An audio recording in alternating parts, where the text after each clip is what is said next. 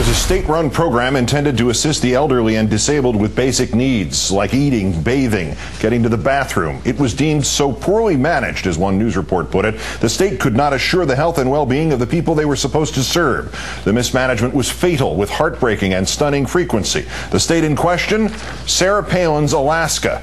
Our third story on the countdown. Never mind Palin's fictitious berserk fantasy of Obama death panels. The former governor of Alaska presided over some virtual death panels of her own. A federal review in June found that Alaska health programs designed to keep people out of nursing homes and other institutions were plagued with bureaucratic problems. The Anchorage Daily News reporting in one 2.5-year stretch, 227 adults already getting services died while waiting for a nurse to reassess their needs. The Centers for Medicare and Medicaid Services banned the state from admitting more patients into those programs until improvements were made.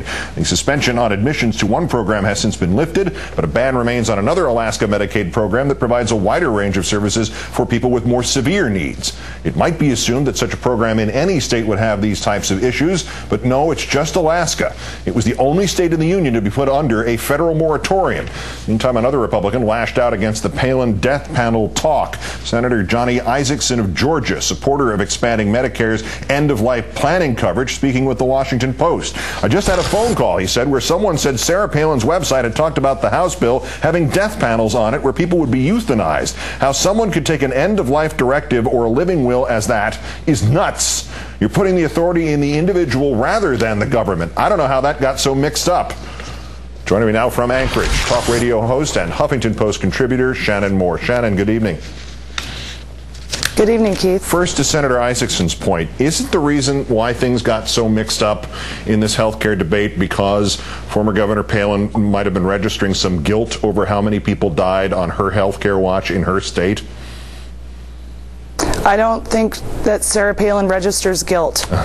I really don't. There is a very, very long list of whose fault everything has been, whether it's the Johnston families, whether it's the bloggers in Alaska, whether it's, campaign people. It's never her fault.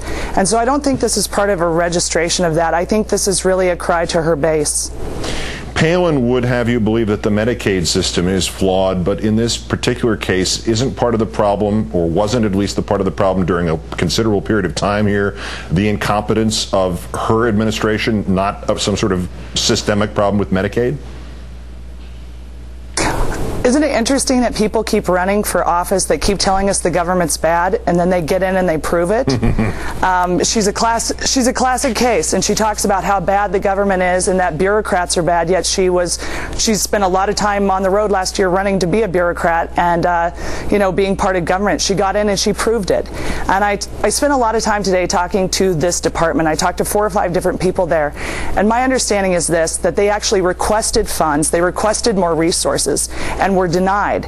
All of this in a year of huge surpluses. And, Alaskans already have a permanent fund dividend check that we get from oil royalties, but she put out an additional, over $700 million in just checks that was above and beyond. And so in a time where we had budget surpluses, she didn't choose to fund this department. It wasn't important to her. She's had multiple people quit because they didn't agree with her parental consent bill that she was trying to put through. So, which is a pro-life, I suppose, or you could say anti-choice act. So, in looking at this, I don't know that it was the department's fault. I think they were underfunded, and I did talk to several legislators today who said that there's a very good chance that they're going to open a hearing and find out exactly whose fault this was. Putting aside the governor's redistribution of wealth, did she pull back on the death panel rhetoric between Friday and Sunday because of this story of her own poor track record on this subject, because that was out there and could get national attention? Were these things interrelated in some way? Well, someone called me and read me her Facebook entry, which is now how she is putting out any information via Facebook. So they read it to me, and I thought it must be a hoax. I didn't think it was possibly true that she would go as far as say that Obama's health care was, death panels. But she did. And she did pull it back subsequently on Sunday night to a certain extent. And I'm not sure if it was the backlash or what, but, she has this sort of word salad that she uses, sort of Palin speak, that really Everybody is like, there's a Pavlovian response that happens from her base, and they react and they show up and they shout down. In fact, yesterday I was at a gathering of people for various different reasons in downtown Anchorage, and her Palinistas, as we call them, were out in force with bullhorns shouting down anybody who had anything to say about health care, anything that they had to say about this moratorium, and about the energy surplus or the energy stimulus that was actually overturned yesterday by our legislature. Well, don't ruin their reasons for living. Don't tell them she resigned. Shannyn Moore, radio host, contributor to the Huffington Post. Thank you as always. My pleasure, Keith.